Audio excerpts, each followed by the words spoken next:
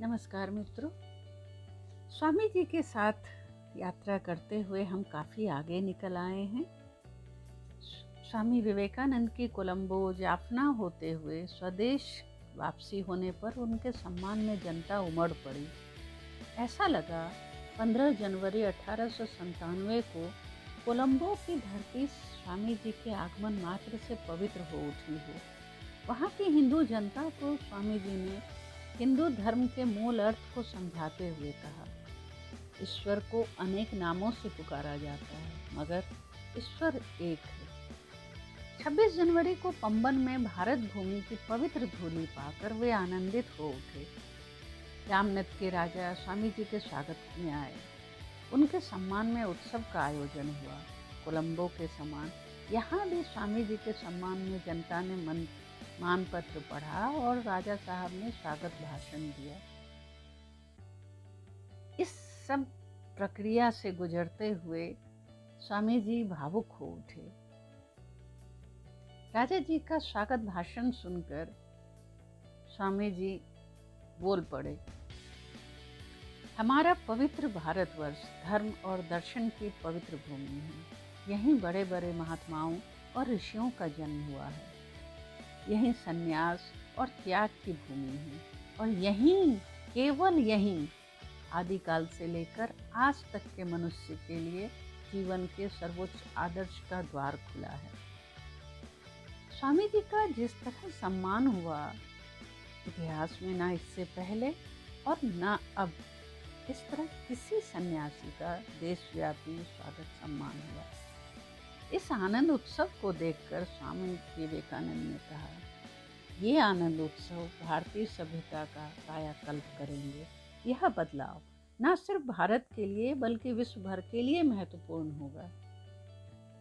मैं अपने देश का खोया गौरव लौटाने के लिए टुकड़े में बटे समाज को फिर से गठित करना चाहता हूँ, मगर पश्चिमी तरीके से नहीं। हर राष्ट्र की अपनी ताकत, अपनी कमजोरी होती है, मगर सभी अपने स्वभाव के अनुरूप ही विकसित होते हैं। अध्यात्म भारत की आत्मा में बसा है। स्वामी जी जगह जगह अपने भाषण में कहते और गुलामी में जकड़े हताश देशवासियों को झकझोरते, हमें स्टील की नसों और लोहे की मांसपेशियों की जरूरत है। हमने बहुत आंसू बहा लिए, अब और रोना नहीं बल्कि अपने पैर पर खड़े हों और मनुष्य बने और सिद्धांत ऐसा बने कि जिसे समाज में लागू किया जा सके। आपने पढ़ा होगा, मातृदेवो भव, पितृदेवो भव। मैं कहता हूँ, दरिद्र देवो भव, मूढ़ो देवो भव। गरीब, अशिक्षित, उपेक्षित, पीड़ित लोगों में ईश्वर देखो। जानो, इनकी सेवा ही एकमात्र सर्वोच्च धर्म है। हमारा राष्ट्र झोपड़ियों में बसता है।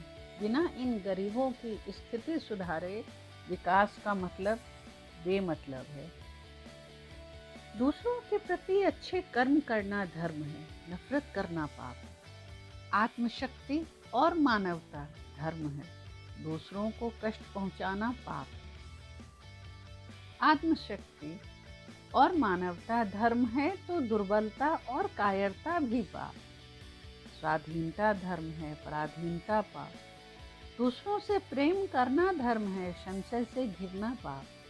सभी धर्मग्रंथ धर्म की प्राप्ति का रास्ता बताते हैं। वे बार बार अपने साथी, सन्यासी एवं शिष्यों और युवाओं को प्रेरित करते हुए कहते, उठो, जागो और तब तक ना रुको जब तक लक्ष्य पर पहुंच ना जाओ। हमें प्रत्येक आत्मा में प्रकाश लाना है। उठो, जागो, अक्षमता के सम्मोहन से जागो, स्वयं को शिक्षा दो, हर एक को उसके मौलिक स्वभाव की शिक्षा दो। सोई आत्मा को पुकारो और देखो, देखो ये कैसे जगती है। शक्ति आएगी, चमक आएगी, पवित्रता आएगी और हर वह चीज जो बेहतर है आएगी जब सोई आत्मा जग जाएगी और अपना काम करने लगेगी। एक बार की बात है, रात हो चली थी। इसी समय शिष्य ने आकर सूचना दी, स्वामी जी, मद्रास टाइम्स का संवाददाता आपसे मिलने आया है, लेकिन इस समय वह दूर से आया है, लौटाना ठीक नहीं। कहकर स्वामी जी आराम की परवाह किए बिना बाहर आए और प्रेम से उससे मिले। बातचीत का सिलसिला शुरू हुआ। संवाददाता ने कई प्रश्न किए और इसी क्रम में स्वामी जी ने कहा, राजनीतिक उपलब्धि का कोई मूल्य नहीं होगा जब तक कि भारत का जन साधारण एक बार फिर सुशिक्षित, सुपोषित और सुरक्षित नहीं होगा। वे हमारी शिक्षा का मूल्य चुकाते हैं, वे हमारे मंदिर बनाते हैं, मगर बदले में फटकार पाते हैं। व्यावहारिक रूप में वे हमारे दास हैं। यदि हम भारत का पुनरुत्थान चाहते हैं तो हमें उनके हित में काम करने होंगे। स्वामी जी शिष्यों से भी यही कहते रहे, पहले देशवासियों में आंतरिक शक्ति जगाएं, उन्हें स्वावलंबी बनाएं। पहले उन्हें अच्छा भोजन, कपड़ा और अपार सुख जान लेने दें, फिर बताएं कि सुख वैभव के बंधन से कैसे मुक्त होना है। जिसने भोगा ही नहीं, उसे त्याग क्या समझाना। उन्होंने बार बार कहा, भारत फिर से जागेगा, गरीब फिर से भोजन पाएंगे, शिक्षा का फिर से विस्तार होगा और धर्म के नाम पर फैला आडंबर समाप्त हो जाएगा। देश के वास्तविक विकास के लिए युवाओं पर उन्हें बेहद भरोसा था। मद्रास के एक शिष्य को उन्होंने पत्र लिखा था और पत्र में यह लिखा था कि धनी का विश्वास न करें, ईश्वर पर भरोसा रखें। कोई नीति नहीं, यह कुछ भी नहीं है। गरीबों के लिए महसूस करें और मदद के लिए ऊपर यानी ईश्वर को देखें, वह अवश्य आएगा। ईश्वर महान है, मैं जानता हूँ वह मेरी मदद करेगा। मैं यहाँ ठंड से मर सकता हूँ, मगर युवा साथियों, गरीब उपेक्षित दुखी जनों के लिए मैं आपको यह संघर्ष वसीयत में देता हूँ। स्वामी जी जहाँ जाते युवाओं को जन सेवा की प्रेरणा देते, असहाय लोगों की मदद करना सिखाते। एक बार जब वे कलकत्ता में ठहरे थे, एक युवक उनसे मिलने आया। वह अजीब सी उलझन में था। उसने स्वामी जी से कहा, मैं कई संप्रदायों से जुड़ा, मगर निश्चय नहीं कर सका कि सत्य क्या है। मैंने धर्म ग्रंथ भी पढ़े, उसे प्रयोग में लाया भी, मगर फिर भी मन को शांति नहीं मिली। महाशय, जब मैं ध्यान में बैठता हूँ तो अपने कमरे का दरवाज़ा बंद कर देता हूँ और अपनी आँखें भी जितनी देर बंद रख सकता हूँ, मगर मुझे फिर भी शांति नहीं मिलती। कृपया मेरा मार्गदर्शन करें। स्वामी जी ने बड़े प्यार से उससे कहा,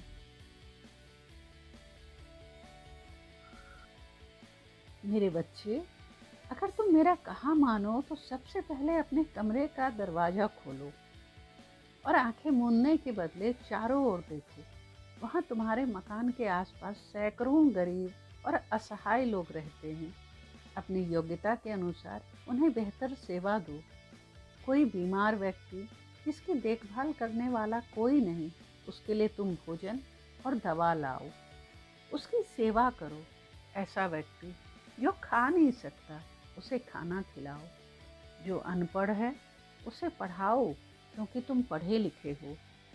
मेरी यही सलाह है कि अगर तुम मानसिक शांति पाना चाहते हो तो तुम्हें इसी तरह दूसरों की सेवा करनी होगी जितना तुम कर सको। आपने तो मेरी आंखें खोल दी, कहता हुआ वह युवक संतुष्ट होकर वहाँ से विदा हुआ। स्वामी जी अक्सर शिष्यों को समझाते कि स्वामी रामकृष्ण दक्षिणेश्वर में अपने शिष्यों से कहा करते थे, शिव जनों ने जीव सेवा, यानी कि जीवों की सेवा करना ईश्वर की सेवा करना है। गुरुदेव के इस कथन को मैंने समझा और विश्व को समझाने की कोशिश कर रहा हूँ कि मनुष्य की सेवा और ईश्वर की पूजा में कोई अंतर नहीं है। स्वामी विवेकानंद के बौद्धिक और आध्यात्मिक भाषणों ने आयरिश शिक्षिका मार्गरेट नोबल, कप्तान जॉन हेनरी सेवियर और उनकी पत्नी कार्लोट सेवियर को इतना प्रभावित किया कि वे न सिर्फ उनके शिष्य बने, बल्कि स्वामी जी के कहने पर उनके कार्यों में सहयोग देने भारत आ गए। स्वामी जी जब उत्तराखंड में अल्मोड़ा से ऊंचाई पर जाते, उन्हें वहाँ का वातावरण अध्यात्म से भरा भरा लगता। ऐसी जगह पर एक अद्वैत आश्रम होना चाहिए, जहाँ ध्यान और समाधि हो, द्वैत भाव की मूर्ति पूजा नहीं, स्वामी अक्सर सोचते। सेवियर दंपति के भारत आने पर स्वामी जी ने उत्तराखंड के लोहा घाट के पास अद्वैत आश्रम की स्थापना और व्यवस्था के साथ ही प्रबुद्ध भारत नामक पत्रिका के प्रकाशन का भार उन्हें सौंप दिया। भारत से भेजे गए स्वामी अभेदानंद ने इंग्लैंड में भार संभाला और जनता के बीच लोकप्रिय हुए। मार्गरेट नोबल अल्मोड़ा में ठहराई गई थी। एक दिन स्वामी जी मार्गरेट से मिलने आए तो देखा वह देवदार वृक्ष के नीचे उदास बैठी हुई है। क्या हुआ मार्गरेट? स्वामी जी ने उसकी आंखों में आंसू देखकर पूछा। स्वामी जी, मेरे आए इतने दिन हो गए, मगर मुझे अपने में अध्यात्म संबंधी कोई विकास नहीं दिखता। मुझे अब तक ईश्वर के दर्शन नहीं हुए। मार्गरेट डबडबाई आंखों से बोली। स्वामी जी ने उसके सिर पर हाथ रखा। वह कुछ पल के लिए समाधि की अवस्था में पहुंच गई। जब समाधि की अवस्था से लौटी तो सामान्य हुई। उसकी आंखों से आंसू बह रहे थे। उस आनंद से लौटना जिसका वर्णन संभव ना हो। वह बस रोती ही रही, चुपचाप। स्वामी जी ने उसी समय उसे भगिनी निवेदिता कहकर पुकारा और समाज सेवा का संकल्प दिया। भगिनी निवेदिता ने अपना पूरा जीवन भारतीय नारियों को शिक्षित करने और राष्ट्रीय मुक्ति आंदोलन के विस्तार में लगा दिया। दिन बीतते बीतते बीतते चले। वर्ष पर वर्ष बीत गए। 12 वर्ष बीत गए। एक दिन स्वामी जी सोच में पड़े रहे कि गुरु के विचार अपने व्यावहारिक रूप में पूरे विश्व में पहुंच चुके। मेरा संकल्प पूरा हुआ। इस काम को आगे बढ़ाने के लिए अब नए साथियों को तैयार करना होगा। मैंने जो कहा वे गुरुदेव के विचार थे, मेरे नहीं। अब गुरुदेव के नाम पर एक संस्था अवश्य गठित होनी चाहिए। मुझे साथियों से इस बारे में बात करनी होगी। अपने सोच को नया रूप देने के लिए 1 मई 1897 को बलराम बोस के घर में उन्होंने एक बैठक बुलाई और इस बैठक में मित्रों, प्रशंसकों और शिष्यों को आमंत्रित किया और उन सबको अपने विचार से अवगत कराया। सभी को स्वामी जी का विचार बहुत पसंद आया, इसलिए सबने हामी भर दी। अभी यह संस्था लोकतांत्रिक ना हो, अभी एक निदेशक हो जिसके आदेश सभी के लिए मान्य हो। सभी ने उत्साह से इस विचार का स्वागत किया और 5 मई को नवगठित रामकृष्ण मिशन की विषय वस्तु तय हो गई। विषय वस्तु कुछ इस प्रकार थी। संघ का उद्देश्य उस सत्य का प्रचार करना है जिसे श्री रामकृष्ण ने मानवता के लिए अच्छा माना, प्रचार किया और अपने जीवन में व्यावहारिक रूप में अपनाकर दिखाया तथा दूसरों को उनके लौकिक, मानसिक एवं आध्यात्मिक उत्कर्ष के लिए उनके जीवन में इस सत्य को व्यवहार में लाने में सहयोग दिया। मिशन का कार्य विभिन्न धर्मों के अनुयायियों के बीच सभा की स्थापना के लिए श्री रामकृष्ण द्वारा आरंभ किए गए अभियान को आध्यात्मिक एवं कार्य स्तर पर व्यवहार में लाना है। स्थापना के 15 दिन के बाद ही रामकृष्ण मिशन ने पहला सामाजिक कार्य महुला, जिला मुर्शिदाबाद में किया। स्वामी अखंडानंद के नेतृत्व में यहाँ फैले अकाल से पीड़ित लोगों को राहत सामग्री दिया जाने का महत्वपूर्ण कार्य हुआ। मुर्शिदाबाद में अकाल का प्रकोप बहुत गहरा था।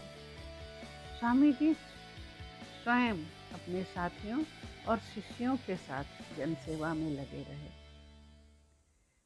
स्वामी जी कुछ समय के लिए कलकत्ता में ठहरे। उन्हीं दिनों उनसे मिलने गोरक्षा सभा का एक प्रचारक आया और अपनी सभा के लिए उनसे सहयोग मांगा। अपने काम को उसने कुछ इस तरह बतलाया, हम कसाई के हाथ से अपने देश की गौ माता की रक्षा करते हैं। कुछ स्थानों पर गौशाला बनाई गई हैं जहां रोगी, बूढ़ी और कसाईयों से लाई गायें देखभाल के लिए रखी जाती हैं। उनकी बातें सुनकर स्वामी जी पूछ बैठे, भारत की राजधानी में अभी अभी अकाल से लाखों लोगों की मौत हुई। भारत सरकार ने 9 लाख लोगों के भूख से मरने का आंकड़ा प्रकाशित किया है। क्या आपकी संस्था ने अकालग्रस्त लोगों के लिए कुछ किया है? प्रचारक ने उत्तर दिया, हम अकाल या किसी अन्य संकट के लिए मदद नहीं करते। यह संस्था केवल गौ माता की रक्षा के लिए स्थापित की गई है। मनुष्य के कर्मों के फलस्वरूप यह अकाल हुआ, जैसा कर्म वैसा फल। यह बात सुनकर स्वामी जी बहुत नाराज हुए। आप लोग भूख से तड़पते मनुष्य के लिए एक मुट्ठी चावल नहीं देते, जबकि ढेरों भोजन पशु पक्षियों की जीवन रक्षा के लिए देते हैं। ऐसी संस्थाओं के प्रति मेरी कोई संवेदना नहीं है और ना ही विश्वास करता हूँ कि समाज को इन संस्थाओं से कभी कोई लाभ होगा। यदि आप कर्म कहकर तर्क देते हैं, फिर तो यह एक स्थिर सत्य है कि संसार में किसी भी चीज के लिए प्रयास या संघर्ष करना बेकार है। स्वामी जी ने उन्हें 2 टूक उत्तर दिया। देखते देखते मार्च 1898 का वह दिन आ गया जब स्वामी विवेकानंद के आग्रह पर रामकृष्ण मिशन के मुख्यालय की स्थापना के लिए गंगा के पश्चिमी तट पर बेलूर में 7 एकड़ से अधिक जमीन का टुकड़ा खरीदा गया। मगर कुछ ही दिनों बाद अप्रैल 1898 में कलकत्ता में प्लेग फैल गया। जब उन्हें इसकी खबर मिली तो उन्होंने अपने साथियों और शिष्यों से कहा, मिशन को तुरंत ही राहत कार्य में लग जाना चाहिए। लेकिन स्वामी जी धन कहाँ से आएगा? एक शिष्य पूछ बैठा। क्यों? अगर जरूरी हुआ तो हम हाल में खरीदी गई जमीन बेच देंगे। हम सन्यासी हैं, हमें पेड़ के नीचे सोने और रोज भिक्षा मांगकर जीवन बिताने के लिए तैयार रहना चाहिए, जैसे कि पहले थे। क्या हमें मठ की जमीन और अधिकृत संपत्ति बताने की चिंता करनी चाहिए, जबकि उसे बेचकर हम अपनी आंखों के सामने तड़पते हजारों पीड़ितों को राहत दे सकते हैं? स्वामी जी का उत्तर सुनकर शिष्य आगे कुछ कह ना पाया। यह संयोग रहा कि बेलूर की जमीन बेचने की नौबत नहीं आई और राहत कार्य भली भांति संपन्न हो गया। मित्रों, यह यात्रा यहीं तक। इसके आगे की यात्रा पर फिर मैं आपको साथ लिए चलूंगी। तब तक के लिए शुभ विदा।